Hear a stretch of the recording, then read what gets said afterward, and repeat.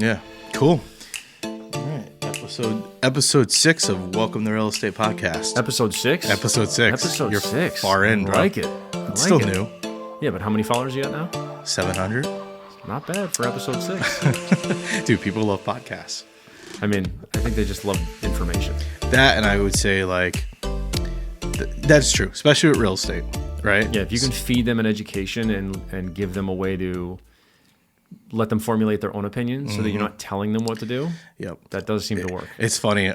Some guy commented on one of the videos with the video with the attorney, the last one I did, he commented and goes, "Scammers, shit scammers." It's like, dude, shut the fuck up. Scammers. But you're providing information. You're not selling them anything. We're not selling one thing on this podcast. Did you put like a subscription cost at the bottom of the video? No. So what are you scamming? There's like this like stigma with people that like are losers in their basements of their mom and dad's house. They're like 50, and you know all the successful people are losers or scammers because they think we're out to get people. Little do they know, 95% of us are not.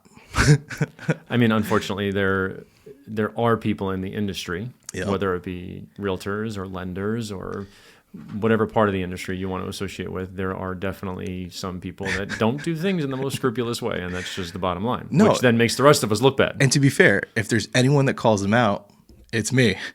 Well, no shit. Publicly on social media. Yeah. So pretty often, I think pretty daily often. actually. Almost daily. I think I read a post from you about a week ago that was, or not even, that was pretty direct. Pretty direct. Yeah.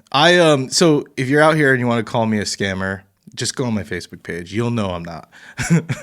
We call out the scammers. Or I dare you to have a conversation with them in person and understand who he truly is. It's Yeah. it's a pretty interesting experience. It's a definitely. Now that we've been friends for about 7 years, I can say that I've heard a lot. Yeah. I've heard a lot. I'm an open book. I think that's the one thing people will always get from me is it. Literally, I just talked about this on my Facebook last night. I don't sugarcoat anything. No, and I think people have trouble taking that as an actual reality versus just, oh, it's fake. No, probably more real than you want to hear. Yeah, and I think too, a lot of it comes from the school systems as a young kid. Okay. Because teachers coddle. I don't want. Listen, if I ever have kids, if you coddle my kids, we're gonna have a problem. Because the reality is if my dad was always a direct person, he always was a straight shooter, and he was very direct with us. Like not in like a military way, just he never hid that sex is real. He never hid that swear words are real, right? And common. Mm-hmm. He would swear right in front of us. It wasn't. He always said, "You can swear as long as you don't disrespect somebody." Oh, that's an interesting. He didn't care. Yeah. And people would be like, "Oh, your kid's swearing." I don't care. Did he disrespect you? And that's how he always was. So, and I think people's perception of that is just because you swore, that is disrespectful. Not necessarily that you were directing it towards someone, but just the perception is that because you used what is considered a bad word. And I guess that comes back to the school systems because they coddle. And they tell you the problem with American school systems is, one, you're getting mostly liberal agenda, which is fine. Nothing against the liberal side of the political field. But you get mostly a liberal agenda. And in that liberal agenda, you're getting coddled. And that coddling comes with a standard that's not real, right? Because once you get out into the real world, right, and I would say even in later high school years, because it starts to become real. You start to become an adult. You start to learn what all these things are, all these reality things that they don't teach you in school, right? The reality is our school system needs a reality check because being professionals, right? You've been in the business a long time. I've been in the business a long time. I'm trying to think, wait, what year did you get licensed? Technically, as a realtor, when did you first get licensed? Technically, well, when I was 18, but I got relicensed at 24. So, okay. So 2017, 2018, something like that. Okay. My first license, like, I don't know when I was 18. That was a long time ago, like 2011, yeah, 2012. Well, that's what I was going to say. I think I was just talking to a realtor that I'm close with that lives in North Carolina currently. He and I got licensed at the same time, which I believe was 2011 or 2012 or 2011. It's kind of blurry at this point. And then just the amount of time that you put or you go through those certain stages and you experience things. Like just like you're talking about school, you experience things in your career over that tenure that is. Especially 2011, 2012 is right after the 2008 mortgage burst. Oh, dude, my first couple of deals, short sale, foreclosure, like houses that were bolted shut. Yep. I mean, obviously now it doesn't matter, but I remember climbing through basement windows to get investors into homes because nobody had keys to get through. Somebody had put a deadbolt on there or taken the key out of the lockbox. Like whatever we could do to get in the house to get the to get the person to get a showing. That's crazy. Like just the fun stuff that not a lot of people get to experience now because the market's so different. Oh man, even back in 2018 versus now, I tell a lot of my agents that come in, like especially new agents, because I actually feel like this market in the last 4 years is easier for a new agent because it actually gives you reality check quick versus back in 2018 when I first started, and I did very well my first year. I sold 35 or 40 properties. Most situations, you're getting seller credits, you're getting negotiating off the sale price, you're getting longer closing, 60 days, 65 days. Buyer's market type stuff. Buyer market type stuff. It was still a seller's market because I think at that point, the market was pivoting up anyways. And then obviously the interest rates with COVID really, drove that demand. But a lot of people don't realize this, but interest rates in 2018 were like 4.5%. They still were really good. Mm-hmm. So the market was starting to upswing anyways, and you had to really do, even though you can get a deal easier technically, you had to do more work because you had to negotiate more. Now in 2025, there is no negotiating, right? And a lot of times and the thing is the consumer knows. So the consumer's like, the buyer's like, hey, I know I might only see one property and put an offer on this. And if it gets accepted, I know that I'm moving forward only seeing one property. Right, because they know how quick. Well, if it's one of those, if you find something that you like, go for it because it's going to be gone tomorrow. Most likely. So, as a new agent, now in this market, you're like, oh shit! All right, I got to pivot quick, and I need to know how to put a strong offer in for this buyer and get it accepted. And this kind of goes to, as a new agent, you need to join a brokerage that knows the broker and the support staff knows how to navigate that for you, right? Now, everybody thought I was crazy, and we talked about this. We talked about this 6 years ago. Remember? Wait. Everybody thought as in past tense, or still think that you're crazy? I'm just confirming that. Remember 6 years ago? I think did I? That's how we met. We did a real estate deal together. We did a deal together, but I don't remember if I was Heelsman Homes yet or I was still Remix. You were Heelsman Homes. I don't think I was. Was I? No. I think I was at the end. Maybe it was after the fact? Okay. It was Remax. It was right at the end of my Remax career going into Heelsman Homes. And I think I talked to you. We'll get into the story of how we met. But I think I talked to you and I said, one of the things I wanted to do as a broker was, so statistically 87% of realtors sell nothing, right? Well, yes, the 80-20 Pareto principle. Whatever. Deal. Yeah. 20% of the, 20% of the realtors do 80% of the business. Yep. And I said, as a broker, I want to go after the 80%. I don't care about the 20%. And everybody said I was crazy. I said, why? You're leaving money on the table. And I'm one of the only brokers that will say to this day, I have 80% of the smaller producers doing the majority of my volume. Right. And I focus on building that 80 or 87%, whatever the statistic is. And in the long run, I'll make more money. Dude, I can't tell you how that has elevated my business. And all these brokerages, all the big ones, all the medium ones, even all the small ones, like, I need top producers. I need top producers. Fuck the top producers. They're not going to leave their brokerage. No disrespect to them, obviously. But as a broker, you should be like, hey, I want to go after the business that I can get easier and build on it. But nobody wants to work. Well, but it's like the same thing as doing a good deal, right? Like you and I have done many deals together. Mm-hmm. But if somebody asks me about a broker in this area, you're the first person that comes to mind because I know the type of support you provide. Yep. I know the type of relationship we have. And I think the same thing goes for anybody that works not for you because they're all independent contractors, but with you, that you provide that level of support with a side of sarcasm that keeps them on their toes and keeps them motivated. Yeah. And I think that's a problem in the industry is like people aren't motivated most of the time. It depends on the level of production. They're also coddled, just like our school system, right? These are grown adults getting coddled by brokers because brokers are afraid they're going to leave. Listen, if they're not producing, who gives a fuck? There's the door, right? Right. But for a lot of brokerages, I'm not going to obviously make any comments specific to any of them, but a lot of brokerages just want bodies in the door. Yeah. They want the body count versus the actual production. Right. Or maybe just some consistent lower level production that will support everything going on. I got licensees that have been with me over 6 years that have never sold real estate with me.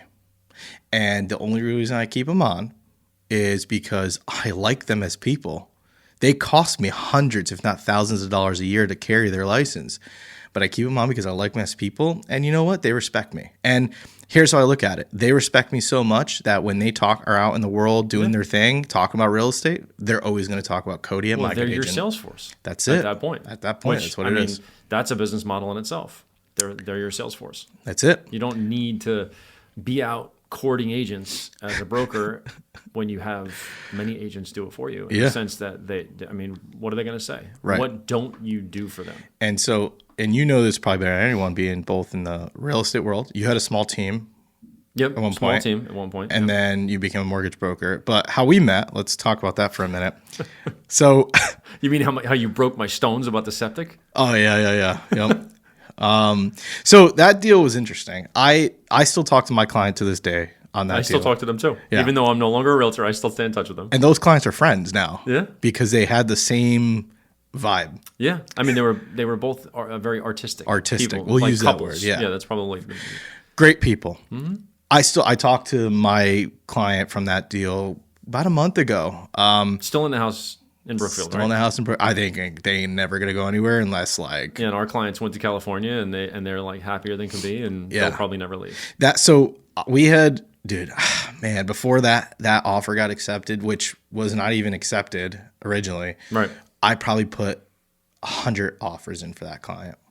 100. Which I'm surprised because they were pretty particular about what they wanted. I guess I didn't realize that fact. They were particular, but they were kind of desperate to get into a house. So they're like putting offers on everything we saw. And we put in good offers. Unfortunately, they felt some sort of way, not towards me, towards the market. And I'm not going to talk about it on this podcast. Even though this podcast is open format, I don't want them to see this. And well, yeah. I mean, there's personal details. Some obviously. confidential stuff. But they felt some sort of way about the market. And they didn't feel like it was in their favor for whatever reason that was. I'm not going to talk about it. And when we put the offer on your listing, the wife, they're married now. They just got married. Oh, really? I think in Italy. Oh, interesting. Something like that. Okay. She fell in love with that house. I mean, we probably in that house for like over an hour. I've never been in a showing that long. Like and there were issues. There was like walls missing that they had taken down and done a few other modifications to the house that we needed to take care of. Yeah. And they put the offer. It was a decent offer, I think. I don't remember. It was probably over. I don't really remember the numbers. I just remember the whole kind of experience. I think they bought it for $315, $325, somewhere around there. Yeah, it definitely wasn't more than that. It's now worth like $600. Which is crazy. Great. I told them that. Like where it is nuts. You know what? I don't know if they're still need it, but they were thinking about doing a refi on it. Huh? Maybe I'll reach out to them see if they ever did it. I didn't even connect it that you can do that. I didn't give them a name. They used. Yeah, but they didn't buy with me either, so I get that. You know what? Too though, the loan officer that they used. Mm-hmm.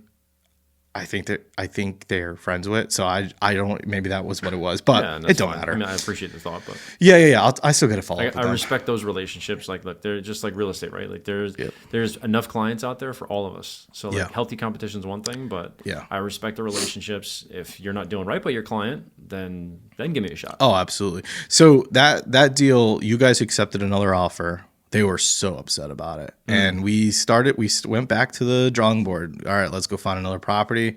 I think a week later, you called me like, hey man, like you knew the septic was shot.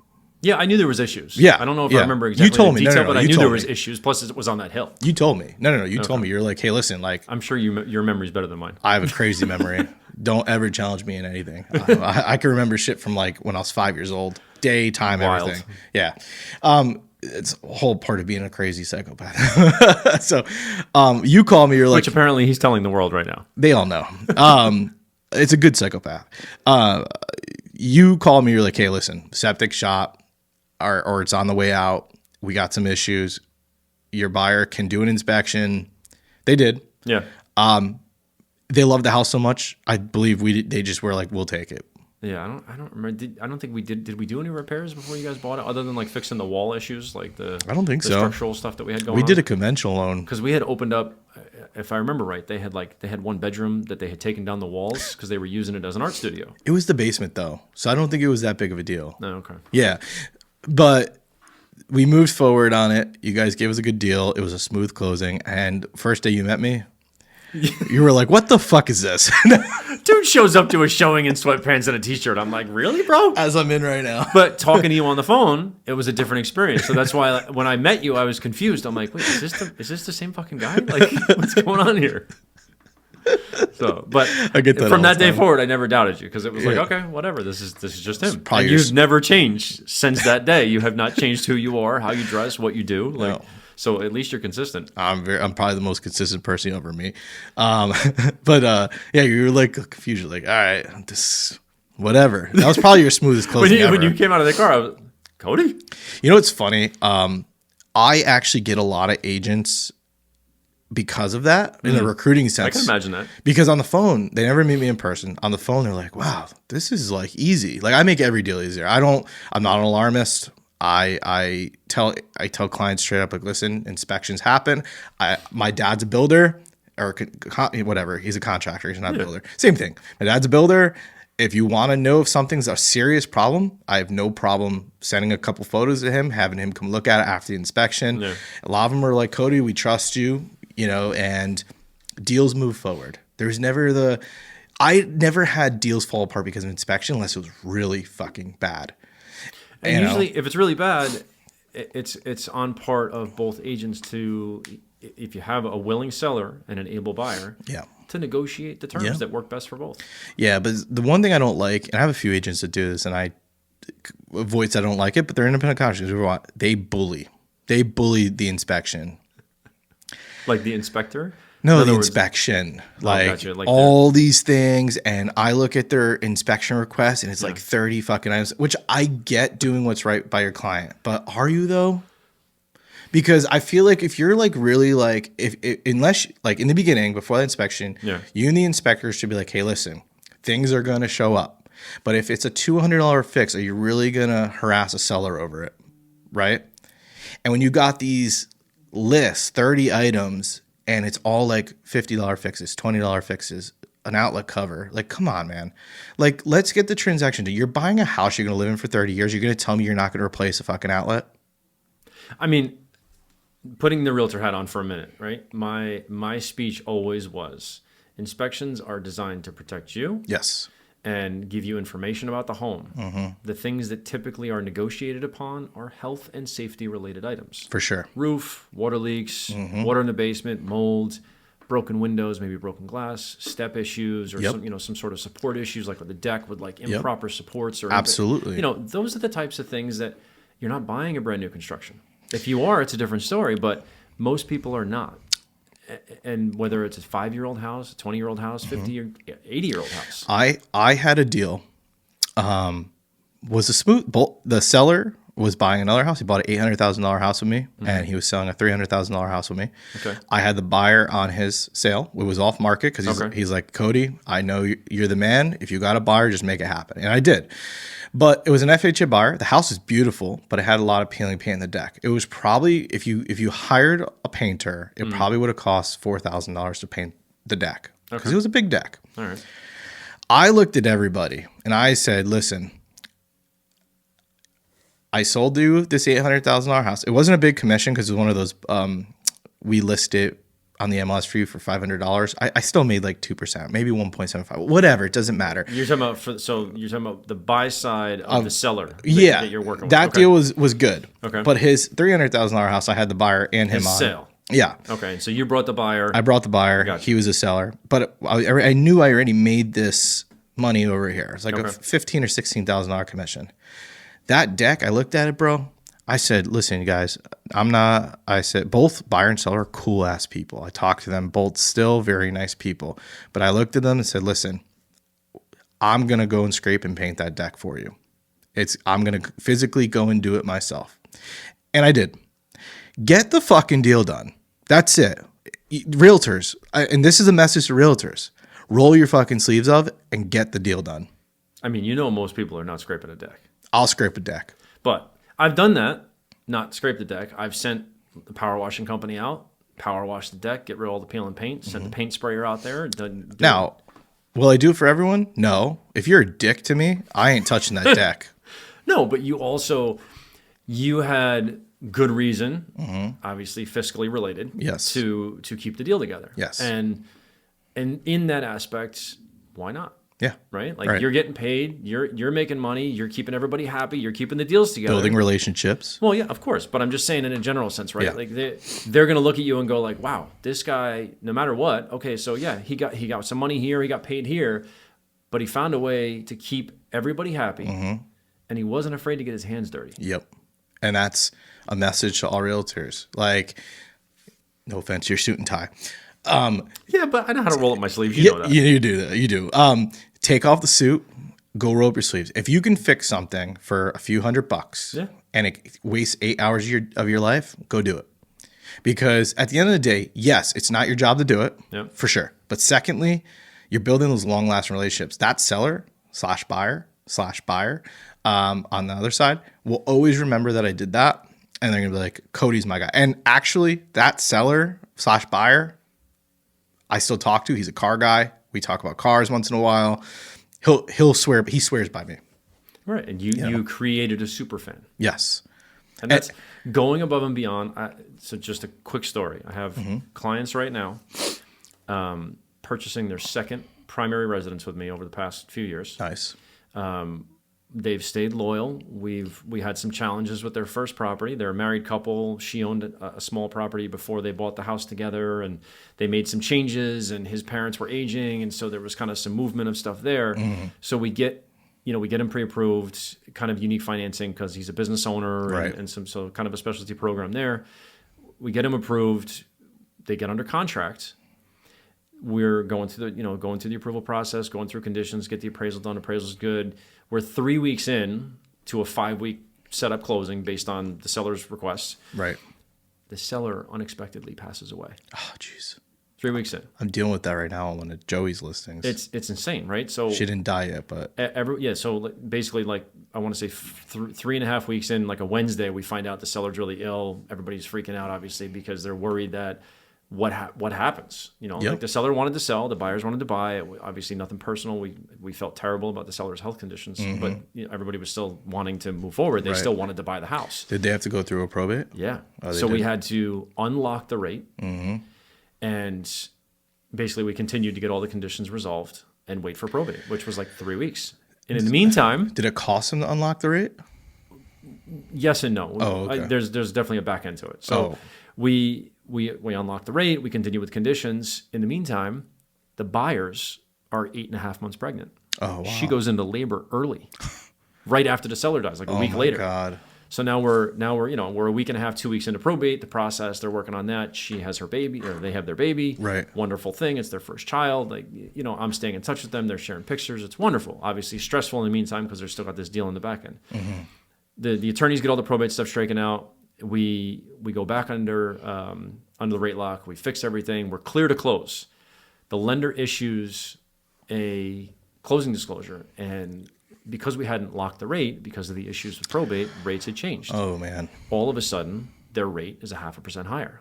And not only that, because it's a unique program, that rate was only available at a cost because of the rate changes in the market, which was like $5,000 to $6,000 more than they expected Wow.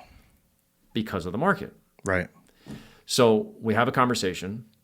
They're freaking out. The closing disclosure comes out. The price is high. I look at it. I'm upset. I call the lender. They waived a couple of small things based on the scenario. They waived the relock fees and all this stuff. But I'm like, guys, we can't do this to these buyers.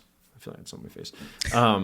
So what happened with it? Did you get a seller the end of the credit? story is, in that moment, we made the decision. I called the seller's agent, who, by the way, I was friends with for the transaction because the buyer's agent kind of disappeared. Oh, That's a whole other story, which we won't go into. But anyway, so the seller's agent and I have become friends, which is great. So we decide, I speak to the seller's agent. I give her my word after speaking to a few other people that we're going to switch lenders and we're going to close in 2 weeks. oh, wow. So we flipped the loan to a different lender. the rate went down 8. It doesn't matter. It went down just about a full percent. Oh, wow. It went from basically a little over 9 to a little over 8. You couldn't just get an Ellie and have that current lender match it, or? Well, that was the thing, is I went to the other lender and I said, look, here's the scenario. Here's all the docs. This is what we got going on. Will you accept an appraisal transfer? Because everything was done. Right. So on a Friday, we registered and disclosed the new loan, submitted the loan. And Wednesday, we were clear to close. 2 weeks. 2 weeks to the day. So it was like 13 days, essentially. And they got it 1 full percent lower, and the closing costs ended up being about $10,000 cheaper. Was it a full probate, or was it one of those quick? It was quick. It was quick. I mean, it took about 2.5, 3 weeks. Oh, okay. So it wasn't a full probate, because a full probate, you have to go through the 30-day waiting period. You got to go through the. Yeah, it wasn't. He had some paperwork in place that allowed them to kind of expedite it. That's good. But it still was a 3-week process. Yeah, But I told Joey that, because God forbid she passes away.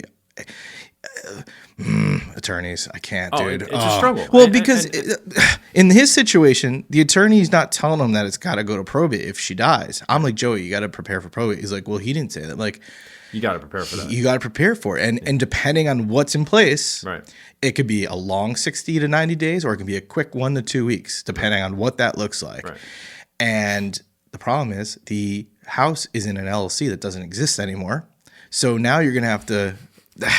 Well, so, and where I was going with the end of the story was, right, so the baby was born, the guy passes away, unfortunately. God rest his soul. Like, crazy, very young guy, like under 60. Oh, wow. So he was a young guy. So that's why it was even more so. Everybody was obviously distraught. But they're closing Friday. Nice. They called me. So it was Tuesday night. I called them to tell them we're clear to close. We're going to close this week. We're going to get it done like we promised. Right. In tears. Wow. And it's like, so now I've worked with them twice. The first time was a little rough because of their financial situation. Right. But we got it done. And then this time, obviously, multiple things. And it's so talking about super fans, right? Yep. They said to me in a text, and like, it was touching. They're like, anything we can ever do for you, if there's anything we can ever do for you, please let us know. Were they loyal to their original realtor? No. Oh, interesting. No. Interesting. But I think that they felt like the level of service wasn't there. Fair enough. Wasn't one of my people, right? No. All right, good. No, and the one that they're working with currently on scenario, unfortunately, just also bad. So I didn't really have any direct experience. All I know is there was very minimal communication. And this is why realtors get a bad reputation, because of realtors like that. They had a not so good experience the first time, right, and the second time not so good. Yeah. Lucky for them, are you still licensed as a realtor? No. You're not. Nope. Okay. Nope. Lucky for you though, you were a realtor. Right. So I have that level of service mindset. Yeah. Yeah. You can navigate what a realtor would do. Right. Like, I understand the process that they're going through. I understand the pain points. I understand the timeliness and what they got to deal with. Like, I get it. I'm not doing it now, but I understand the market, and I understand what it was like. I mean, when I started in 2011, all the craziness there, then the craziness through COVID, I was a realtor until 2022. Your wife's also a realtor. She is, but she's pretty much stepped down at this point. Right. She's. But you've been around it a long time. Right. So I've seen some stuff through her eyes that she's dealt with and kind of had that experience. She went through something where she was telling me all about it. Like, she hasn't worked with many clients this year, but she had a buyer under contract. I was the lender, actually, because it was a real estate client's daughter from 2016 that we had sold the parents a house, and they were under contract, and inspections went overall well. They didn't have an alarmist, but there was a septic issue. Oh, God. And so they're going through this whole thing, and so the seller decides, okay, we're going to replace the fields, no problem. Wow. That's no problem. A big cost. Right. But the rest of the system was not the code. And by the inspector's verbiage in the inspection report, right, you can't just replace the fields. But that is exactly the approach that was taken. And basically, after 2 weeks of negotiation, they had to walk away because they're just not going to do it the right way. Septics are so fucking annoying. If they're good, they last 70 years. Yeah, if you take good care of the system, you run cleanser through it, you clean it every 2 years. Yeah. You don't put stuff down the toilet that you shouldn't, or in the sink that you shouldn't, like all that stuff. And right? people do. And people do, no matter what. No. But it clogs the baffles or other things that cause issues. But if you treat it the right way, pretty sad you could train a dog better than a human. I won't touch that one. I'm not going there. This is going to be a clip. You can have that one. More super fans to come. Yeah. But anyway, it's crazy what happens in the market. Yeah. There's no way around. Maybe dogs should be buying a house. The level of bullshit that every realtor deals with, or most of them. What bothers me is when you buy a house, you know that you're becoming responsible for the maintenance of that house. If you do, and this is a message to all you buyers out there. Okay. When you buy a house, the maintenance is cheap if you follow through it yearly. Cleaning the gutters. Oh. Raking the leaves. If you defer. Paint and chip or stain your decks. Fixing broken steps. That costs a few $100. Just do it, right? Mm-hmm. If you allow those things to just build up, you're going to, when you go to sell that house, one, you're going to get less money because it's aesthetically, it looks like shit. Mm-hmm. Your inspections are going to go bad, so you're going to have to fix them anyways. Or you're just going to sell the house for a price you're not going to like, mm-hmm. right? So when you buy that home, just slowly throughout the years, fix those little things, because leaves back in the gutter can cause flooding issues. Mm-hmm. It could cause grading issues, depending on how your grading your property is. Yeah. It could cause rot. It can cause mold in areas that you can't even see, right? It's coming through those basement walls. Even if it's just a little moisture, yep. and your basement's finished, you're going to have mold. Mold kills people over long periods of time. If you're feeling sick, I know. I had mold in my house. I had no idea. I was sick for a long time. And it's real. Just like radon. Radon. Yeah. Test for it. We're in the Northeast. Yeah. Connecticut's probably one of the worst areas. I mean, especially where I'm in the area of like northern Fairfield County, lower mm-hmm. Litchfield County. And it's bad. I just don't. Areas. I sold my grandfather's house before he died a couple years ago. Okay. A few years ago. The buyers paid what we wanted to get. Drive by the house, man. They trashed it. It looks like since they've. Oh my god. And my grandfather kept that house clean, bro. Well, he probably had an old school mindset. Old school mindset. Like the house aesthetically looked good. Bro, they got trash all over the front lawn. The steps like broken. That's sad. And like the gutters falling off the house. What the fuck, man? And these are simple things. Well, but so that's one extreme. I have buyers that one of the first houses I ever sold, very meticulous people. One's an engineer, one's a teacher. Mm-hmm. I think, if I'm not mistaken, they have done a home inspection with the same home inspector that did the home inspection when they bought the house, mm-hmm. like every 3 years. Wow. Since they've been there. They'll like have him come in and do like a quick inspection to check for things that he normally looks for, like mold or leaks or rodent issues. Wow. And then they'll hire the handyman or the contractor to come in and take care of those issues. I really like that. I think it's cool. Not everybody is that diligent by any means, but they have that very strict mindset of certain things, handling things a certain way. They're the ones that have the amortization schedule on the fridge and they're checking off the dates. And it's like, okay, listen, whatever floats your boat. Like, that's great. When I bought my first house, any house I've lived in, whether I rented or bought, look, I work from home. I'm on the phone so I can have my AirPods in. And I was like always moving, cleaning, picking up stuff off the lawn, pick up your dog shit. I was going to say picking up the dog shit. Pick up your dog shit, right? Yeah. Don't leave landmines in the yard. And the thing is, because I have really bad like ADHD, OCD, like I find things. My brain's just like scanning, and like if little things are out of place, I go and fix it like right there on the spot. Because I know, as a real estate professional, also growing up with a dad who's a carpenter, little like things that are out of place bother me. And being that my dad's like a perfectionist, like I know I'm biased to my dad, but bro, he'd make a cut on a trim piece and he'd go place it. It looked fine to me. It would look fine to you. He'll go, nah, it's not right. And he's like shaving off like the thinnest little piece of wood all right, now it's perfect. And I'm like, dude, so a true Finnish carpenter. He's a true Finnish carpenter. And the thing is, I looked at the first time, I'm like, no, it looks fine. Caulk it, paint it, you're good. Nope. Nope, he won't do it. But there's something to be said for that, because if you look at some of the finer homes, especially in Connecticut, we have some really high-end homes. Yep. That type of work is niche work. It is. And he did a kitchen once. Me and my dad can't do business together because he's too nice. Because you're too similar. He's too nice. He's nicer than me. I'm nice, but he's too nice. Like For a kitchen that should have cost $40,000, he charged them $22,000. Okay. And we make no money. He makes his money, but the company don't make no money. And we argue about this all the time. And this kitchen came out so freaking nice, dude. He takes his time. If you want my dad to do a kitchen, it's not going to get done in 2 weeks or a month. It's going to take him 7 months. Jesus, So okay.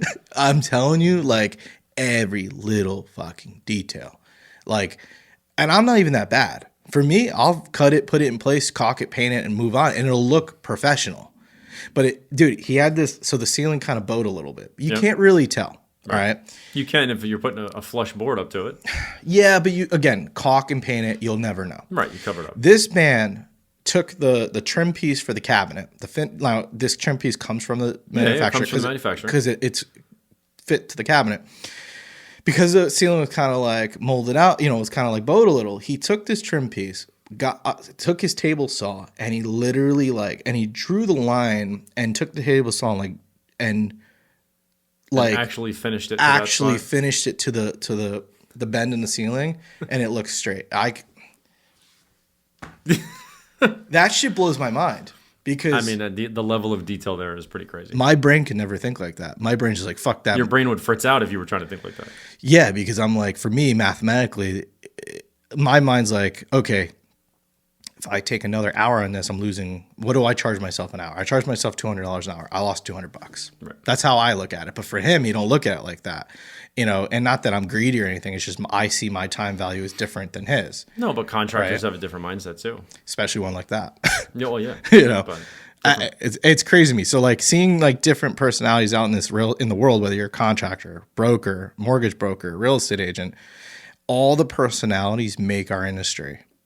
And I love that because as a consumer, especially with today's technology, as a consumer, you can go online and this boggles my mind a little bit. The buyer consumer will go on Zillow, get the first agent, buy the house, and their experience will probably be bad, right? Instead of going on Google, going, hey, before I click on this house on Zillow, and nothing against Zillow, Zillow's killing it and doing their thing, but the consumer goes to Zillow. Yeah. Instead, going to Google, you're going to get a lot more truth than all the 5 stars on Zillow. Because the 5 stars on Zillow, as an agent, I'm always sending those reviews to clients that I know that really like me, right? And I got 5 stars. And now I'm a 5-star agent on Google as well. So I'm just a good agent. It is good agent. Ironic. But you can go on Google and you're going to get the truth because people are relentless on Google reviews. Yeah. So if you're searching for a realtor or you're searching for a mortgage broker or a contractor, go on Google first. Before you do anything else, before you talk to your uncle's friend or your dad's friend from high school he's only met once in his life that he's a realtor, go on Google and research a bunch of professionals. Right? Oh, I agree. I'm still working on building my Google profile. I didn't spend a lot of time on it in the beginning when I first started as a loan officer, but I think I'm up to 20. We've closed some of my deals from Google. Oh yeah, I'm a Google At king. least. Yeah. At least I got one closing. I don't, and obviously I have no idea if you know or you don't know, but one of our past clients just invited me to their wedding, and I was like, really? One of my past clients? Yeah. I wasn't sure if I got invited. I know who you're talking about. Okay. JS. Oh no. You know who it is, but Meriden? Yeah. Yeah, I did too. Yeah. I figured as much. Yeah. Because it wouldn't have been just me. No. Because that was a whole experience. I was making a call after this now. No, but when I got the invitation, I was like, really? Yeah. I felt like I made that much of an impact by the way that it was worded. I reached out to them. I told them I was honored to receive the invitation, and they were like, no, you made such an impact and brought you into the conversation, so I don't name names. Yeah. But, you guys made such an impact on the whole process for us, and you've stayed in touch and checked on us and all these kind of things, and it was just like, oh, wow, that's like, I love that. They got a house off market because they work with a realtor, me, who is the king of off market. The hustler. I'm the hustler. Listen, that deal kind of fell into that. I'm sorry. That house kind of fell into our laps because it was one of my realtors who doesn't sell real estate anymore, still has a license, was like, hey, my girlfriend's selling her house. We're going to put it on the market. I'm like, whoa, no, you're not. No, you're not. I'm like, you can if you want to, but I got buyers. I got 10 buyers. Like, I got one right now. Like, they fit the perfect bill. Yep. Let me go show it to them. He's like, yeah. He's like, dude, we don't care. Like, go show it. We showed it. They loved it. We gave them now he didn't even tell me a price. I gave them the offer and they're like, yep, we'll take it. Because they had already bought another house. So they're like, Cody, get it sold. And they know that, they know how I work because I'm his broker. Yeah, you're not bringing them a crappy offer either. Right. I'm bringing them the good offer. Something that's been reviewed. You know that the background that was done on them was right. But he also knows I'll do right by everybody in the situation. And on top of that, he knows that if anything major came up, I'd probably get it fixed. Because I have the resources to get it fixed. Or you'd be out back chipping the deck again. I'll be in the back chipping the deck. Lucky for me, I have an uncle who's a plumber. I got a dad who's a carpenter. I got one that does drywall and painting. I got an electrician. So luckily in my family, thanks to my grandmother having 8 freaking kids, they all are somewhat in a trade. And I can be like, hey, like, help a brother out. And luckily, like my uncle who's a plumber, he's the easiest to do business with. So I throw him $20, he'll go do whatever I want. But he's undervaluing himself like your dad. That's what happens when you do bad things in life. Him, not me. Hopefully it comes back around to be good to him later. I take care of him, and he takes care of me with my clients because I take care of him. Yeah. And again, no matter if you're family or friends, it's all about relationships. Oh, always. But I think that not everybody realizes that. Yeah. So, it's I say this all the time, I say it all day. Life comes full circle every time. Good, bad, good, everything. What you put out into the world will come back around. 100%. One way or the other. Live by a couple principles. Be a good person. That's about it. It doesn't really take much more than that. No. Because if you put all good things out into the world as much as you can, nobody's perfect, right? If you there is, I guess I believe in karma in a way. Too, like if you're negative and you're putting out negative thoughts and you're negative against other people, or you're putting other people down, and that's your focus. It's kind of like that person who tried to recruit all my agents at my event. We're not going there. As being a witness to the scenario, I've talked about that on almost every episode. We're not going there. But you were a witness. I was. And it was one of those where I was like kind of glad to be part of the audience in that moment. But let me tell you something. I didn't say this on any other episode. He's so lucky I didn't know that he did it while I was there. Like, he's glad I didn't know that while he was there. Yeah. Because if there's one thing everybody knows about me is I am direct. And I would have called his ass out in front of 100 people. And this is kind of a message to him, like, dude, stop being a dick. Because that was a dick move. I mean, right? Look, the bottom line is, as we talked about before, yeah, there's enough business in this industry for a lot of us. Well, he had a personal vendetta against me for no reason. That's a whole nother story. Yeah, but at the same time, unnecessary. Professional integrity didn't exist. Unprofessional. Yeah. Didn't need to happen. Yeah. It was. But I think a lot of, look, and it kind of goes down to real estate could be dirty. We talk about this a lot on this podcast. This is Welcome to Real Estate. Welcome to Real Estate is sarcastic because there's so much shit that goes on that people don't see. Like the Realty Wars with Cody. You should have like a theme song that Welcome to the Jungle, and just have that playing in the background very lightly. Welcome to Real Estate. It's all fun and games. You're gonna learn quick. You get your feet wet. You're doing stuff. There's stuff going on. If you're actively doing real estate, you are gonna learn. That is the way to get the experience. If he was actively doing real estate, he would have known that I'm crazy in a good way. And the thing is like, and I'm not talking about this situation because I like talking about it. I do like talking about it because it fuels me, actually. Every time I talk about it, it kind of gets me like, somehow you recruit 5 more agents every time you talk about it. Somehow. I don't know where they come from, but they hear this comment and then there's 5 more. And they're like, I just want that guy to have my back because I don't want to be on the other side of him. The thing is like, he had a bigger brokers than me, technically. They do more volume now. We're probably catching up to them because we're growing so quick. But it doesn't matter how much volume I did. I'm one of the most popular brokers in Connecticut as far as like name recognition. Like, people know who I am because I started the anti-NAR campaign 6 years ago. And if you do any bit of research on me, all you have to do is open my Facebook page. You don't even have to do research. It's all right there. Yeah, that's a book, that's a book to read. I've been calling out the ex-president of Connecticut Board of Realtors for 6 years. Yeah.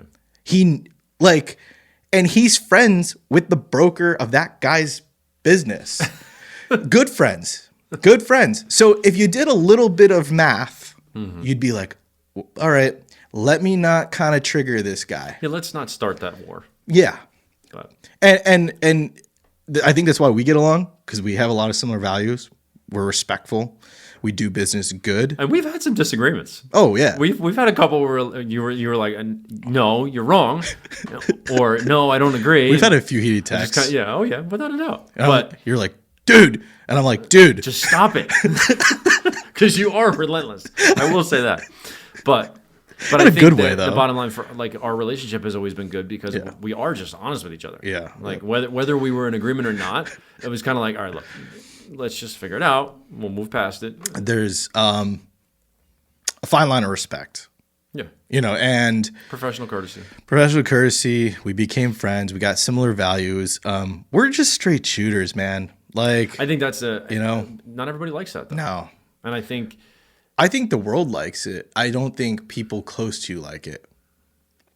So, there's that whole thing of not wanting to hear truth. right. Well, because when it comes from somebody whether you know them very well or really bad, they know you a little bit, and they're like, fuck, that hurt my feelings. But on the outside, like the World Wide Web, they're looking at it as like, At least they spoke the truth. he's telling the truth. Just not another person feed me bullshit. I won't feed you. I've had realtors sit right next to me and start to tear up because I tell the truth. I think I've been witness to one of those, by the way. Yeah. But they respect me in the long run. They're like, you know what, Cody, you were right. And look, again, it comes back to, don't be disrespectful. I'm never disrespectful, ever. I won't disrespect anyone. I will tell you the truth, and that's it. If you can't handle that truth, it's a you problem. That means you got something deeper that you need to work out, whether it's a false reality, whether it's tunnel vision, whatever it is, you got to figure that out. I get mental health. If anyone gets mental health, it's me. And it's one of the biggest things that I think the world doesn't focus on too much. And not to get into this side of it, men's mental health is kicked to a curb. If we talk about our feelings, we look weak. I don't give a fuck. I'll talk about my feelings. Go fuck yourself if you think I'm weak. Oh, I'm a very, I would say, an expressive person. Me too. Male, female aside, my wife would probably agree with that. That I think she's once called me the babbling brook. Yeah. That I share. Yeah. I say how I Me feel. too. I'm putting it out there. Yep. I'm not keeping it to myself. And I probably overshare with my clients, but Same. in the end, it creates personal relationships. And personal relationships are what people want most of the time. And you know what? If you don't want a personal relationship with me, probably weren't meant to work together. I agree with that. I think that's the most important. I think that's been the takeaway from this podcast and every episode is relationships and be a good person. And I think this podcast wasn't designed to talk about our businesses and what we do. It's designed to talk about who we are as people around the business. Well, and the relationships that we have and we've built. And I think that just in general, it talks more about who we are as people. Yeah. We can be the best professionals in our industry. Yep. But if you're a shitty person. Yeah. And I think, unfortunately, in the broker show, there's not a lot of brokers. I think the percentage of brokers to realtors is like 10%.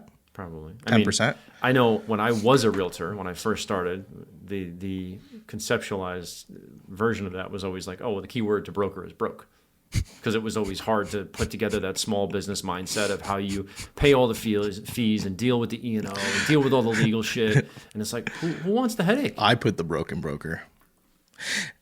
I'll just leave that there. I put the broken broker. That's it. But I'm self-funded.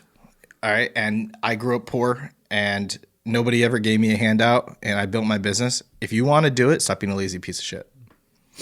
It's that simple. And I don't sell that story that I grew up poor. No, it's not even about that, right? It's not even about that. If you listen to all the famous motivators or professional speakers that talk about building a business and being an entrepreneur, I think the most common word or phrase that's used is just be consistent. That's it. And work on yourself more than you work on your business, and you'll be better. I think you and I both align in that, because like for me, I was 315 pounds. I remember that. I was huge. I remember that. And it took a lot of discipline I'm still losing weight, but it took a lot of discipline to get from 315 to 230.